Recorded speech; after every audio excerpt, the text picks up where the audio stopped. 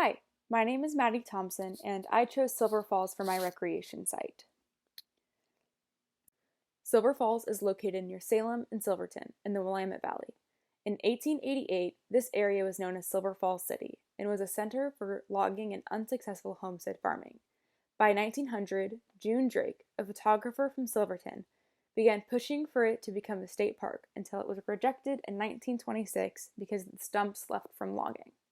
However, in 1935, President Franklin D. Roosevelt said that Silver Falls would become a recreational demonstration project and brought in the Civilian Conservation Corps to build the trails and facilities, still being largely used today. This park has several resources for recreationalists, such as camping, cabins, hiking trails, dump stations, ADA accessible picnicking, exhibit information, ADA accessible viewpoints, amphitheaters, bike paths, fishing, flushable bathrooms with hot water, by the way, showers, horse trails, playgrounds, swimming, and is a state wildlife refuge. However, due to COVID-19, the conference halls, some campsites, and nature play areas are closed, with the showers only having limited hours. If we take a closer look at these pictures, we're able to see the amphitheater in this one, a horse corral and some horse hitching in these two pictures, a cabin that is available to be rented in this picture, a campsite in this picture, which comes with a picnic table and a designated campfire area. And then in this picture, we're able to see a playground along with a covered picnicking area and the side of a picnic table from a campsite. In my assessment, I will be looking at environmental conditions such as litter, erosion, trail conditions, social trails, campsites, and vegetation. These components play a huge role on the aesthetics of a recreation area. I will also be looking at social conditions such as crowding, noise, and conflict, and I'll be looking at management issues such as maintenance, facilities, zoning, fees, behavior regulation, and interpretation signs. All three of these components play a key role in visitor satisfaction. After looking closely at the current state of the park, I will discuss recommendations based on my findings. Most of the information I gathered was from personal experience, from checking the government websites and reviewing websites such as TripAdvisor. On my hike, I found several environmental conditions. First, we'll talk about the trail systems. So this was the trail that was variety that was mainly present in the visitor center area with overlooks and the gift shop and a lot of the interpretation signs, probably for ADA accessibility and for the stability of every possible visitor. Once you went onto the trail, it became more of this gravel type of a path with a very nicely maintained wooden fence for safety and stability of visitors.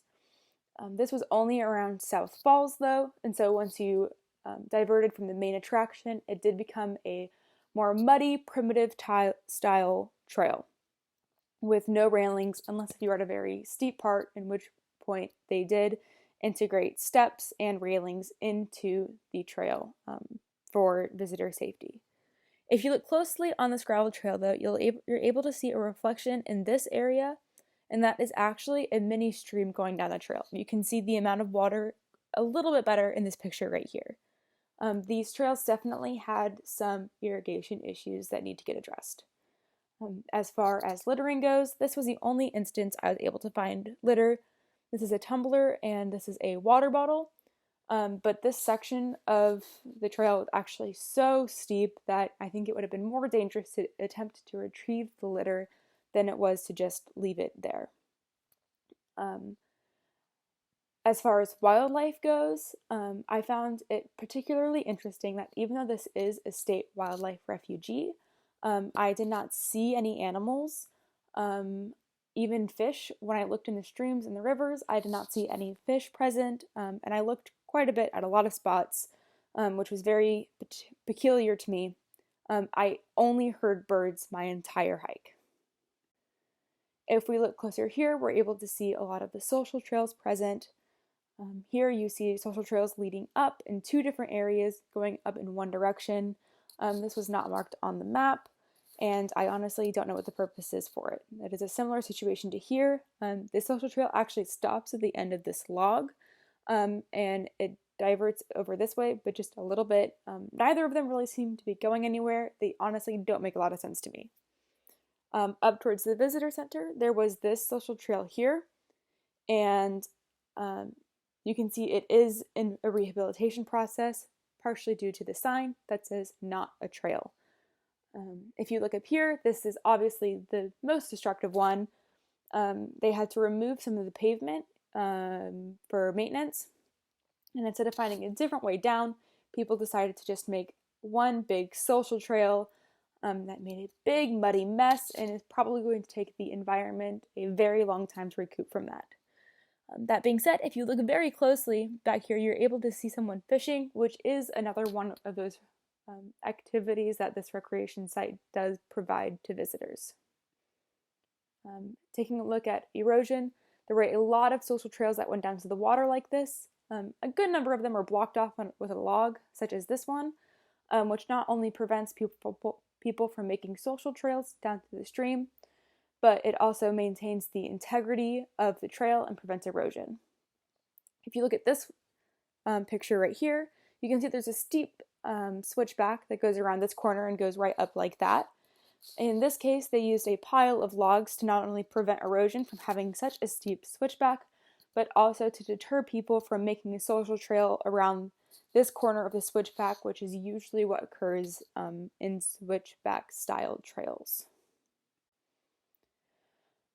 Looking at these pictures, this is actually right leading out from a campsite, so there's pavement right here from the back of a campsite, and they made a social trail back to go to an unregulated camping area where people have obviously cleared it out and have been using it to put down their tents, having a huge environmental impact on the vegetation in this area.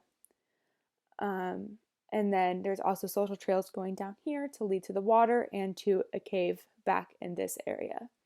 Something else I would like to mention about the state of the actual maintained trails is that there was no vegetation on the trails and it was all very well maintained.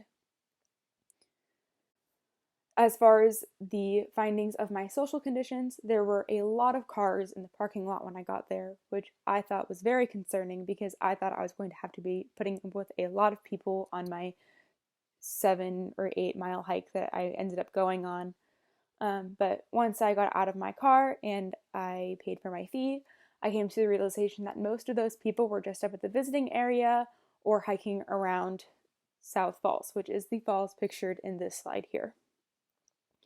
Once I got out of that highly populated area, there was not that many people on the trail, which made it a very enjoyable experience because I was still able to have a small amount of social interaction without feeling crowded out.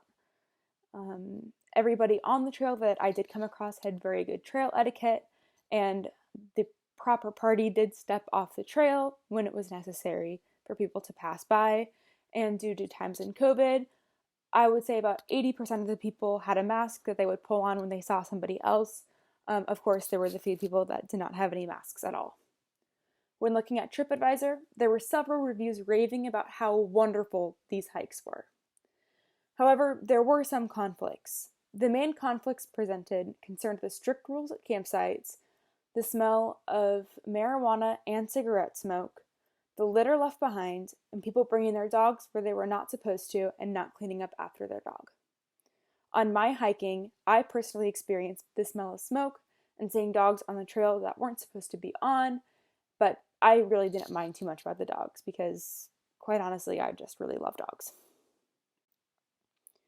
As far as the management side, they do a really good job of managing, in my opinion. As you can see on this slide, they have a self-pay kiosk as a fee for visiting the park, for parking at the park in particular. That does provide funds to the park system.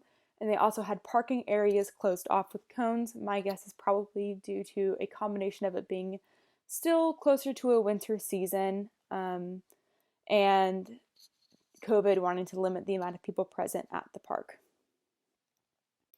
Moving on, they did have a very large amount of signs available in the park, and that included courtesy guides that tell people what their behavior was expected from them, and signs in front of trails telling them what to expect on the trail and what kind of behavior was expected from them in regards to that trail.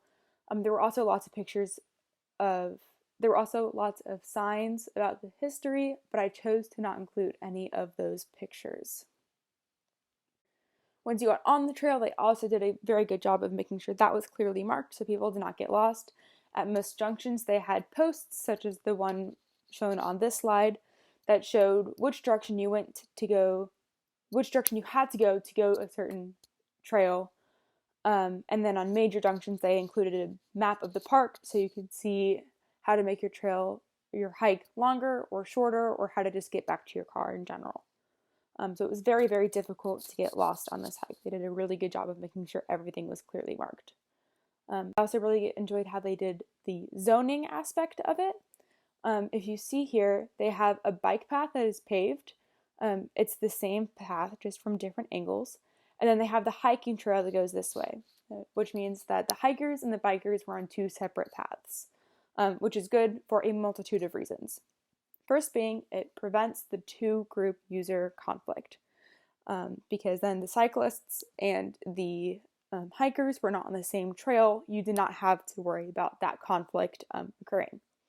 In addition to that, the bikers did have a paved trail, which is better for the ecosystem, because instead of going off and expanding the trail or riding on vegetation, they had a pavement surface that they stuck to minimize ecological impacts that are usually associated with cyclists in nature. Now, while I did really appreciate a lot of the aspects that I saw regarding the management and conditions of this trail, I definitely do have some recommendations. The first one definitely being trail engineering. Just by simply digging a ditch next to the trail, giving that water an area that it can run off of without having any main streamway on the trail is very important for the integrity and the longevity of the trail, because if you have a water highway going down that gravel trail, it will begin to erode faster and thus reduce the trail's life. But if you give it some culverts and some opportunities to go down that slope like it wants to without interfering with your trail, everything will live just a little bit longer. Next, I think that they should at least attempt to implement some variety of smoking regulations, because unless if you are partaking, that smell is quite honestly just nothing you want to experience when you're out enjoying nature. And then finally, like a dog waste kiosk kind of a thing, where you have poop bags present and a little trash can attached to it. So even if you were to forget your poop bag for your dog, if your dog were to use the bathroom, you could pick up after it, instead of leaving that waste out for everybody. And having a frequent amount of those would encourage people to make sure they're picking up after their dogs. These are the references that I used outside of my personal experience. Thank you so much.